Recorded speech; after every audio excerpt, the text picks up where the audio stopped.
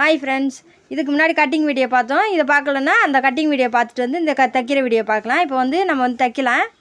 நம்ம வந்து கழுத்து அதில் வரைஞ்சோம், கொஞ்சம் மேலே ஏற்றி வரைஞ்சிருக்கோம். அதை மட்டும் கொஞ்சம் இறக்கிக்கலாம். 4 இன்ச்சு வச்சுருக்கேன் கழுத்து. இப்போ வந்து இந்த முன்னாடி வந்து வி மாதிரி கொண்டு வந்து இந்த முன்னாடி கொஞ்சம் வி மாதிரி வரணுன்றதுனால கொஞ்சம் முன்னாடி வந்து ஒரு 4 இன்ச்சு இது இறக்கம் எடுத்து அதை அப்படியே ஒரு கிராஸாக வி மாதிரி அப்படியே கிராஸாக ஒரு 1/2 இன்ச்சுக்கு போட்டு நம்ம கிராஸ் பண்ணி வரைஞ்சிக்கலாம்.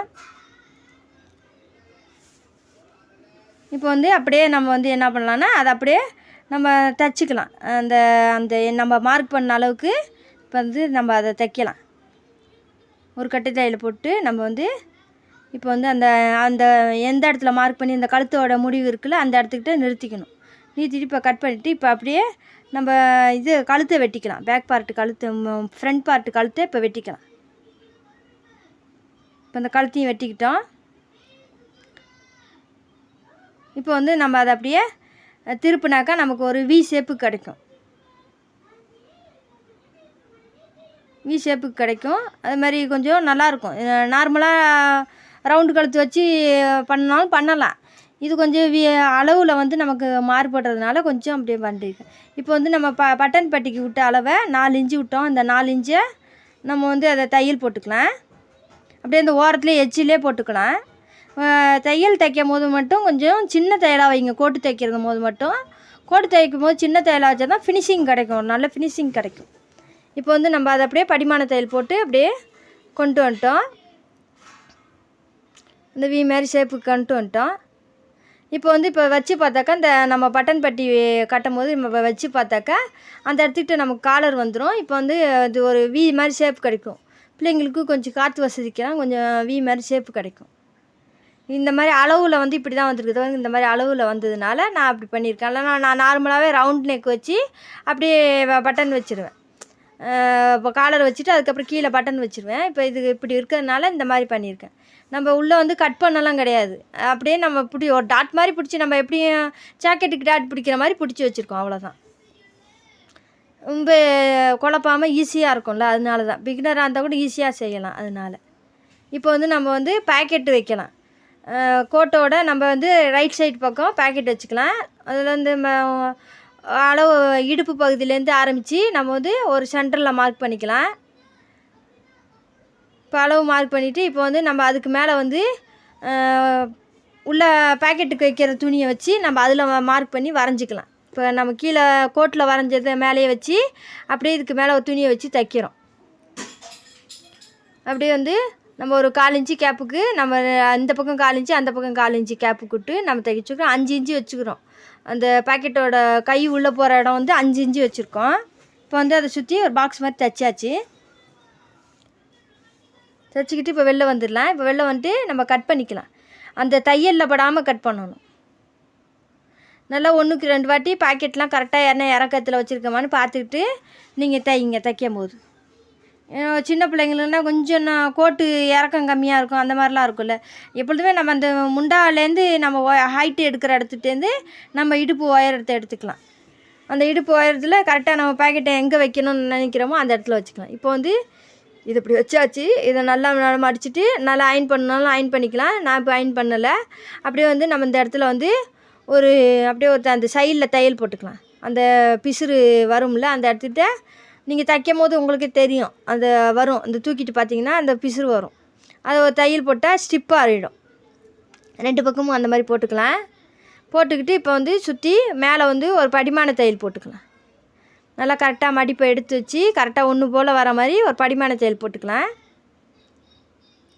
ரொம்ப ஈஸி. பேக்கெட் வைக்கிறது கஷ்டம் கிடையாது. கொஞ்சம் 1க்கு 2 வாட்டி பார்த்தீங்கன்னா ஒரு ஸ்டார்டிங்கில் மட்டும் உங்களுக்கு கஷ்டமாக இருக்கிற மாதிரி இருக்கும் தைக்கும் போது, ஃபஸ்ட்டு வாட்டி பாக்கெட் வைக்கும் போது. அதுக்கப்புறம் போக போக பழகிடும். அதுமாதிரி நீங்கள் தைக்கிற போது இடையில ஏதாவது வேஸ்ட்டு துணிங்களாம் வச்சு பாருங்கள். அப்போ வந்து உங்களுக்கு நல்லா புரிஞ்சிடும்.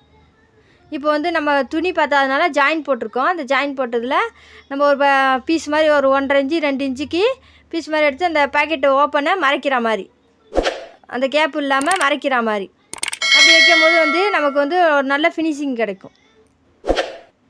இப்போ வந்து அது தையலை சுற்றி நம்ம ஒரு தையல் போட்டுக்கலாம்.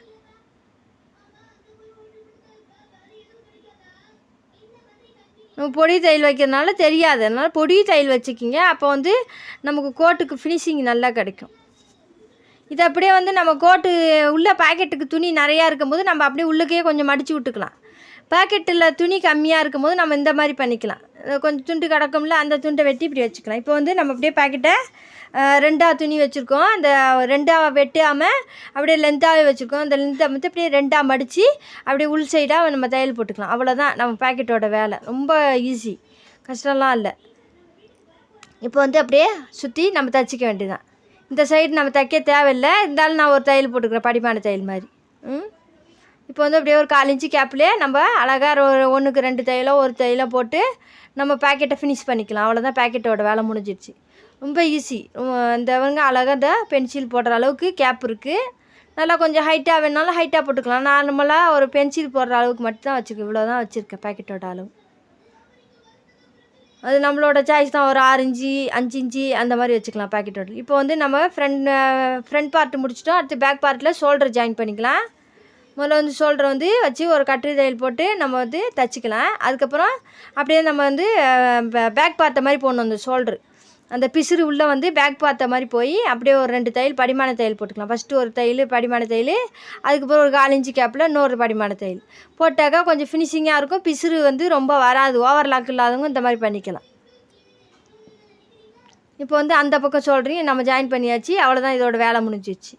இப்போ வந்து நம்ம என்ன பண்ண போகிறோம்னா, இந்த முண்டாவுக்கு கிராஸ் பீஸ் எடுத்து நம்ம அதை தைக்கலாம். அடுத்து நமக்கு ரொம்ப பெரிய வேலைலாம் இப்போ வந்து நம்ம இப்போ இந்த 3 வேலை தான். சைடு ஜாயின் பண்ணணும், முண்டா வந்து இந்த பீஸ் அடித்து திருப்ப போகிறோம். இப்போ வந்து நம்ம ஒரு 1.5 1.25 வச்சு நம்ம வந்து இந்த பீஸ் எடுத்து அந்த ஓரத்தில் தைச்சிக்கலாம். ஓரத்தில் நீங்கள் ஃபஸ்ட்டு வாட்டி தைக்கிறீங்கன்னா ஓரத்தில் தைச்சிட்டு தைங்க.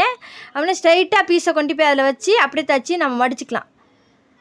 மடித்து தைக்கிற மாதிரி தைச்சிக்கலாம். ஆனால் ஸ்டார்டிங்கில் தைக்கும் போது நீங்கள் இப்படி தைக்கிட்டிங்கன்னா உங்களுக்கு ஈஸியாக இருக்கும். உங்களுக்கு ஈஸியாக இருக்கணும் தான் இந்த மாதிரி சொல்லி கொடுத்துக்கிட்டு இருக்கேன்.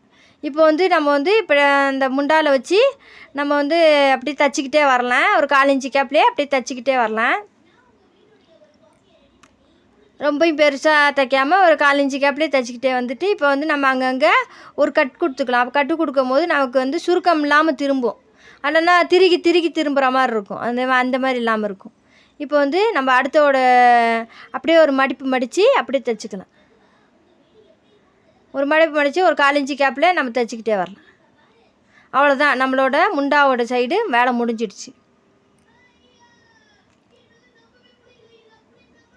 அப்படியே மேலே அப்படியே தைச்சிக்கிட்டே வந்து நமக்கு இப்போ அடுத்து சைடு ஜாயின் பண்ணணும், காலர் வைக்கணும், கீழே மடித்து தைக்கணும். அவ்வளோதான், இதோட வேலை முடிஞ்சிடுச்சு. நமக்கு இப்போ ஈஸியாக தைக்கலாம். கோட்டு வந்து இந்த மாதிரி மெத்தடில் தைக்கும் போது நீங்கள் ஈஸியாக இதுக்கப்புறம் நீங்கள் வந்து அடுத்த இது கற்றுக்கலாம். இதை முதல்ல கற்றுக்கிட்டு அதுக்கப்புறம் வந்து அடுத்த இதை கற்றுக்கலாம். இப்போ வந்து 2வது பக்கம் முண்டாவையும் நம்ம தைச்சிக்கிட்டு வரலாம். அந்த பக்கம் தைச்சிட்டு இப்போ மடித்து தைச்சாச்சு. அவ்வளோதான். இப்போ வந்து நம்மளோட காலர் நெக்குக்கு எவ்வளோ இருக்குதுன்னு இப்படி 2ஆக மடித்து போட்டும் நம்ம பார்க்கலாம். அப்புறம் வந்து இன்னொன்று வந்து நம்ம கையில் பிடிச்சிக்கிட்டு கரெக்டாக அதில் வரலாம்லன்னா நம்ம இப்படி பார்க்கலாம். இப்படி பார்க்கும்போது கொஞ்சம் ஈஸியாக இருக்கும். இப்போ இந்த எவ்வளோ இருக்குதுன்னு நம்ம பார்த்துக்கலாம். அந்த காலர் நெக்கோட நம்ம நெக்கை சுற்றி எவ்வளோ அளவு இருக்குதுன்னு பார்த்துட்டு இப்போ 5.5 இருக்குது. இப்போ அந்த 5.5 வந்து நம்ம கேன்வாஸ் வச்சு கட் பண்ணிக்கலாம். கேன்வாஸ் இல்லைன்னா நார்மலாக ஒரு தடியாக உள்ள 2 துணியை வச்சுக்கிட்டா கூட வேலை முடிச்சிடும். கேன்வாஸ் தேவைன்னு ஒன்றும் அவசியம் ஒன்றும் கிடையாது. இப்போ வந்து நம்ம வந்து ஒரு 1.25 இன்ச்சுக்கு நம்ம வந்து கோட்டை வந்து பார்த்துக்கலாம். நம்ம அளவு இருந்ததுன்னா அளவில் இருக்கிற மாதிரி தைங்க.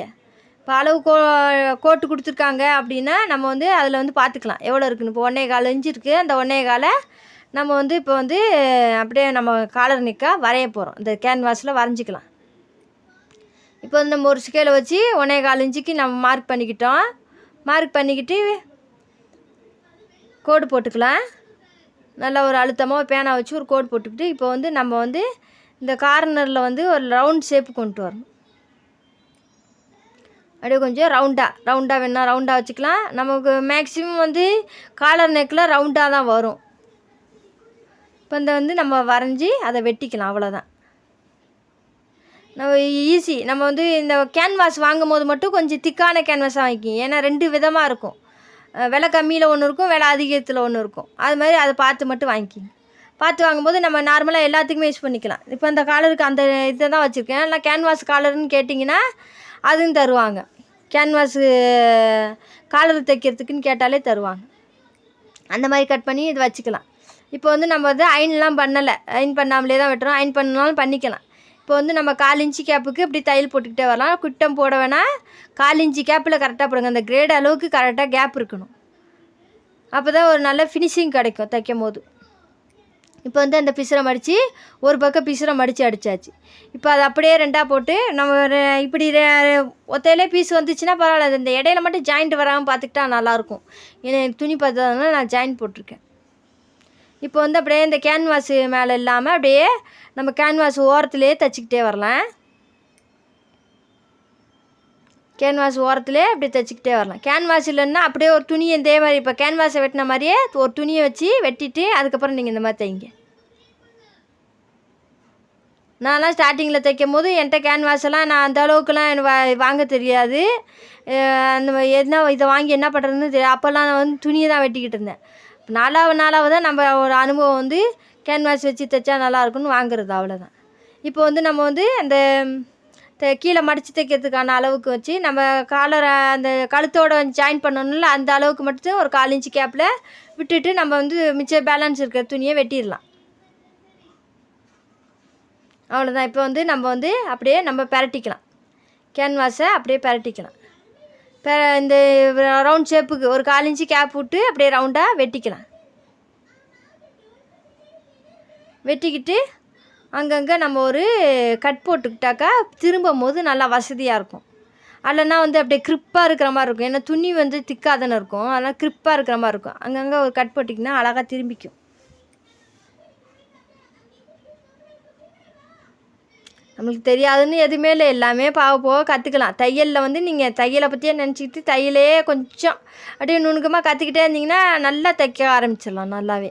நம்ம சும்மா இருக்கும்போது வேஸ்ட்டு துணியிலலாம் நீங்கள் இந்த மாதிரி தைச்சி பாருங்கள். நான்லாம் ஸ்டார்டிங்கில் அப்படி தான் இந்த காலர்லாம் தைக்க கற்றுக்கிட்டது. வேஸ்ட்டு துணியில் வச்சு தைச்சி பார்த்தேன். அப்படி தான் காலர்லாம் கற்றுக்கிட்டது.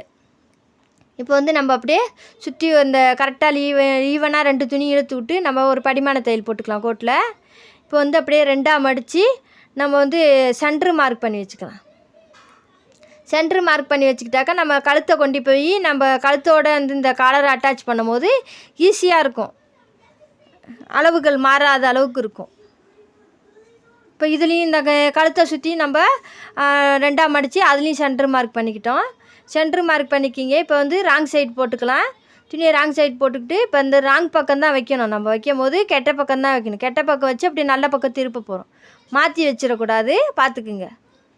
இப்போ நான் வந்து இப்போ அந்த பிசுறு திருற மாதிரி கொஞ்சம் விட்டு கட் பண்ண பார்த்திங்களா, அந்த இடத்த வச்சு நம்ம அதில் தைச்சிக்கிட்டு வரோம். காலரை வைக்கும் போது மாற்றி வைக்காமல் கரெக்டாக பார்த்து நல்ல பக்கம் வரும். இந்த நான் இப்போ தூக்கி வைக்கிறேன் பார்த்திங்கன்னா, அந்த மாதிரி வச்சுக்கோங்க. ஏன்னா அந்த மடித்த பக்கம் வந்து அதில் தையல் பற்றக்கூடாது.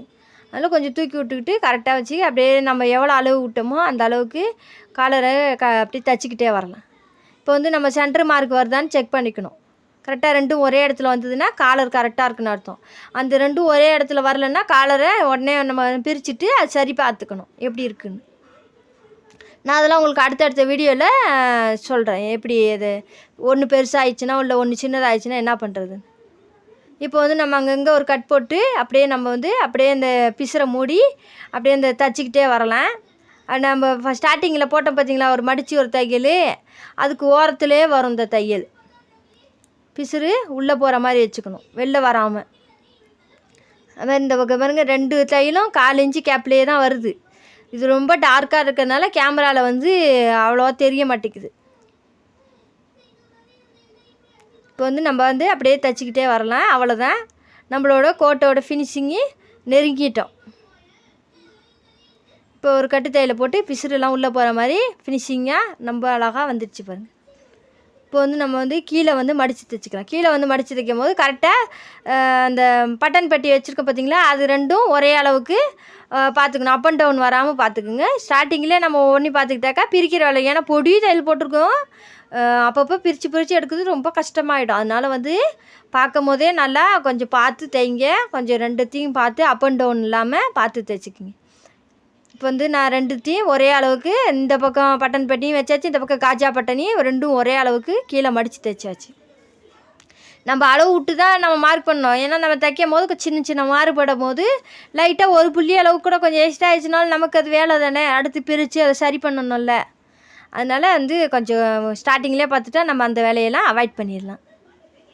இப்போ வந்து சைடு ஜாயின் பண்ணிக்கலாம். சைடு ஜாயின் பண்ணும்போது முண்டாலேருந்து நம்ம அதையும் பிடிச்சி பார்த்துக்கணும். பிடிச்சி பார்க்கும்போது எது கரெக்டான அளவுக்கு வருதா அப்படின்னு பார்த்து அதையும் கரெக்டாக மடிச்சுக்கணும். ஃப்ரண்ட் பார்ட்டையும் பேக் பார்ட்டையும் வச்சு பார்க்கும்போது கரெக்டாக அதையும் பார்த்துக்கலாம். இப்போ பார்த்துட்டு அதையும் மடித்து தைச்சாச்சு. அவ்வளோதான் நம்ம கோட்டோட ஃபினிஷிங்க்கு நெருங்கிட்டோம். இப்போ அடுத்து வந்து சைடு ஜாயின் பண்ணுறது தான் வேலை. இப்போ முண்டாவோட அளவை பார்த்து எட்டரை இருக்கான்னு மார்க் பண்ணி அந்த எட்டரையை வச்சு நம்ம வந்து இப்போ தைச்சிக்கலாம். இப்போ வந்து நம்ம ஒரு கட்டுத்தையல் போட்டு தைச்சிக்கிட்டு இப்போ வந்து நம்ம தைக்கும் போது என்ன பண்ணணும்னா நம்ம ஷேப்லாம் எடுக்கவே இல்லை. கட்டிங் போடும்போது நம்ம ஷேப்லாம் எடுக்கவே இல்லை. அப்போ வந்து நம்ம என்ன பண்ணணும், இப்போ வந்து நம்ம வந்து கொஞ்சம் பெண்ட் எடுத்துக்கலாம், இடுப்புக்கு வளைவு எடுத்துக்கலாம். அது தைக்கும் போதே எடுத்துக்கலாம். அது நீங்கள் சென்டரில் டாட் பிடிக்கணுன்னாலும் பிடிச்சிக்கலாம். டாட்டெல்லாம் இப்போ எல்லாம் எங்கே யாரும் அவ்வளோ பிடிக்க மாட்டுறாங்க. நானும் பிடிக்க மாட்டேன். பிடிக்காமல் இப்படி நம்ம உள் வாங்கி கொஞ்சம் தைச்சிக்கிட்டாக்க கொஞ்சம் சேஃப் கிடச்சிரும். இப்போ வந்து நம்ம தேவையான அளவு 2 தையல் 3 தையலுன்னு நம்ம தையலை போட்டு நம்மளோட வேலையை ஃபினிஷ் பண்ணிக்கலாம். இப்போ சுற்றி இருக்கிற பிசுறு நல்லா நீட்டாக ரொம்ப அழகாக கொடுத்துடணும். நம்ம டெலிவரிக்கு ரெடி ஆயிடுச்சு. இந்த மாதிரி எனக்கு 2 செட்டு வந்தது, 2 செட்டையும் தைச்சாச்சு. டாப்பு கோட்டு பேண்ட்டு எல்லாமே முடித்தாச்சு. இப்போ வந்து நம்ம வந்து இதான் எனக்கு இது லாஸ்ட்டு. இப்போ இதையும் முடிச்சுக்கிட்டு அவ்வளோதான், நம்மளோட வேலையை ஃபினிஷ் பண்ணிக்க வேண்டியது. இப்போ இந்த பக்கம் நம்ம வந்து முடிச்சுட்டு அந்த ஆம்கோல் வரைவு எடுத்து அந்த ஷேப்பெல்லாம் கிடத்தா அந்த இடுப்பு ஷேப்பெல்லாம் எடுத்து நம்ம கரெக்டாக முண்டாவோட அளவெல்லாம் வச்சு மார்க் பண்ணி கரெக்டாக எட்டரை இருக்கா எட்டரை எல்லாம் அளந்து பார்த்து கரெக்டாக டெலிவரி கொடுத்துக்க வேண்டியதான். அவ்வளோதான். நம்ம முதல்ல கட்டிங் வீடியோ போட்டோம். இப்போ வந்து ஸ்டிச்சிங் வீடியோ பார்த்தாச்சு. இந்த வீடியோ பிடிச்சிருக்கான்னா லைக் பண்ணுங்கள், சப்ஸ்கிரைப் பண்ணுங்கள், கமெண்ட் பண்ணுங்கள். வேறு ஏதாவது டவுட் இருந்தாலும்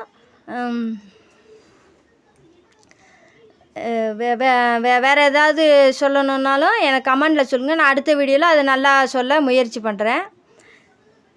இப்போ அவ்வளோதான். நம்ம அயன் போட்டு நம்ம வந்து இதை வேலையை முடித்து கொடுத்துடலாம். அவ்வளோதான். அயன் போடணும், பட்டன் காஜா பட்டி வைக்கணும். அவ்வளோதான். பட்டன் வெட்டி காஜா பட்டி வச்சுட்டா நம்ம வேலை முடிச்சிடும். இந்த வீடியோ பிடிச்சிருந்தா லைக் பண்ணுங்கள், சப்ஸ்கிரைப் பண்ணுங்கள் ஃப்ரெண்ட்ஸ். ஓகே ஃப்ரெண்ட்ஸ், வேறு ஒரு நல்ல வீடியோவில் சந்திப்போம்.